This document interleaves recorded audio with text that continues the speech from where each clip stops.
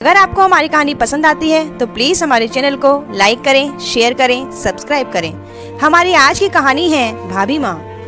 इतने बड़े घर का रिश्ता, वो भी इस गरीब परिवार की बेटी के लिए, क्यों? साधना एक पढ़ी लिखी और समझदार लड़की थी।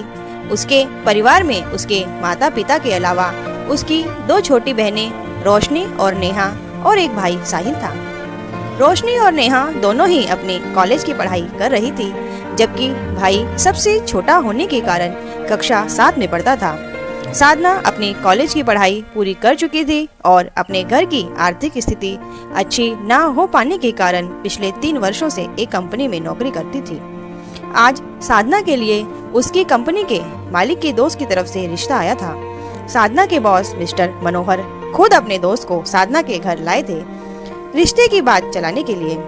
उन्होंने बताया कि उनके दोस्त किशोरी लाल एक बहुत बड़ी कंपनी के मालिक हैं और देश विदेशों में भी उनकी कंपनी की कई ब्रांच हैं। जब से किशोरी लाल ने साधना को देखा है, तभी से वह उसे अपने बड़े बेटे अनिकेत की बहू बनाना चाहते हैं। उन्होंने साधना के पिता को आश्वासन भी दिया कि अगर वह अपनी बेटी साधना का विवाह उनके बड़े बेटे अनिकेत से करवाते हैं तो मिस्टर किशोरी लाल साधना की दोनों बहनों की शादी और उसके छोटे भाई साहिल की पढ़ाई की जिम्मेदारी अपने सिर पर ले लेंगे। साधना नहीं समझ पा रही थी कि जिस गरीब परिवार को 2 जून की रोटी भी ढंग से नहीं मिल पाती, उस घर की बेटी के लिए इतने बड़े घर का रिश्ता क्यों आया है। किशोरी लाल साधना को जानते ही कितना है, एक बिजनेस मीटिंग में ही तो देखा था उन्होंने साधना को, फिर क्यों इतनी मेहरबानी साधना को दिखा रहे हैं। साधना को तो यह कोई साजिश या षड्यंत्र लग रहा था, पर कोई उसके लिए ऐसा षड्यंत्र करेगा भी क्यों? है ही क्या इसके पास? वह साधना को अपने घर की बहू क्यों बनाना चाहते हैं, यह पूछने की हिम्मत साधना की हुई नहीं और बिना पूछे उन्होंने साधना को कुछ बताया नहीं। साधना ने उनका प्रस्ताव इसलिए स्वीकार कर लिया क्योंकि साधना की इस कुर्बानी की वजह से उसकी बहनों और भाई का जीवन सुधर सकता था। किशोरी लाल को शादी की बहुत ही जल्दी थी और साथ ही वह अपने बेटे का विवाह बहुत साधारण तरीके से करना चाहते थे। इसीलिए 1 माह के भीतर ही साधना अब उस ऊंचे घराने की बहू बन चुकी थी। इतना बड़ा घर तो शायद साधना ने कभी सपने में भी नहीं देखा होगा और सुंदरता को तो साधना शब्दों में भी बयान नहीं कर सकती। जो देखे बस देखता रह जाए। सभी आधुनिक सुख सुविधाएं, इतने सारे नौकर, सब कुछ तो था इनके पास। फिर भला मुझ गरीब घर की बेटी से इन्हें क्या चाहिए जो मुझे इस घर की बहू बनाकर ले आए। तरह तरह के सवालों से साधना का सर दर्द से फटा जा रहा था। तभी किशोरी लाल जी ने साधना और उसके पति अनिकेत को अपने कमरे में बुलवा लिया।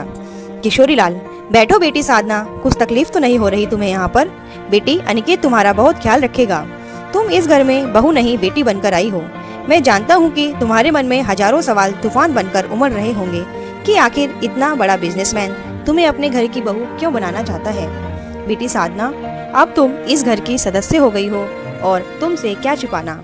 अनिकेत मात्र 12 साल का था जब उसकी माँ मुझे और मेरे 3 बच्चों को अकेला छोड़कर इस दुनिया से चल बसी।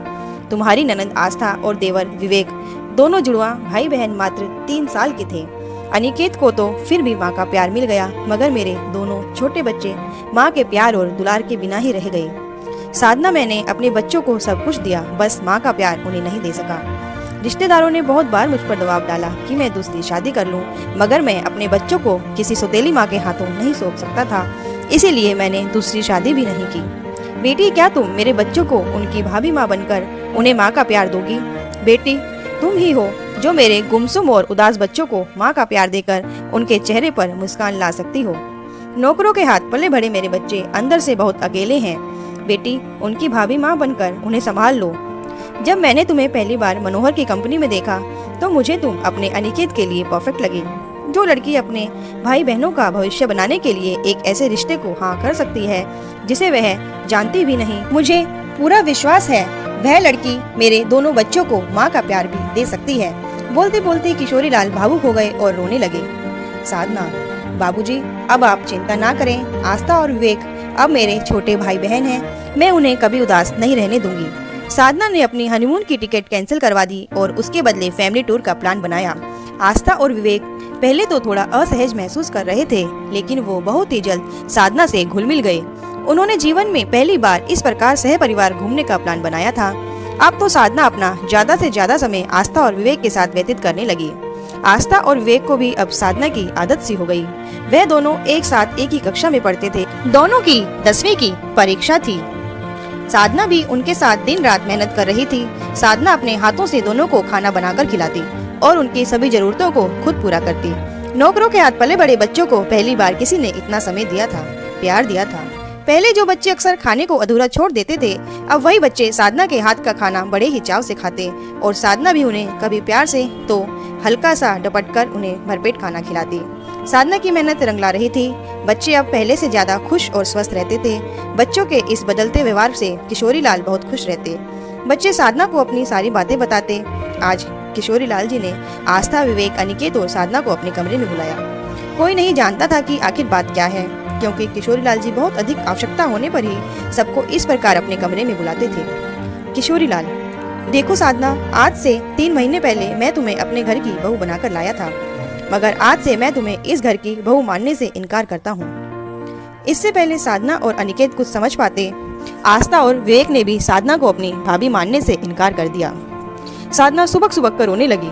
तभी आस्था और विवेक ने साधना को गले लगाते हुए कहा, अरे हमारी प्यारी भाभी, हमारी पूरी बात तो सुन लो। आज से हम आपको भाभी नहीं भाभी माँ कहेंगे और मैं तुम्हें अपनी बहू नहीं बेटी कहूँगा। किशोरी लाल साधना के सर पर हाथ रखते हुए बोले। साधना रोते रोते बोली, तो फिर हो जाए क्या? सबने एक साथ हैरानी से पूछा। साधना फैमिली टूर और पूरा घर हंसी के ठहाकों से गूंज पड़ा। तो आपको हमारी आज की कहानी कैसी लगी कमेंट बॉक्स में जरूर लिखें और हमारे चैनल को लाइक, शेयर, सब्सक्राइब जरूर करें। करंट नोटिफिकेशन के लिए बेल आइकन को जरूर प्रेस करें।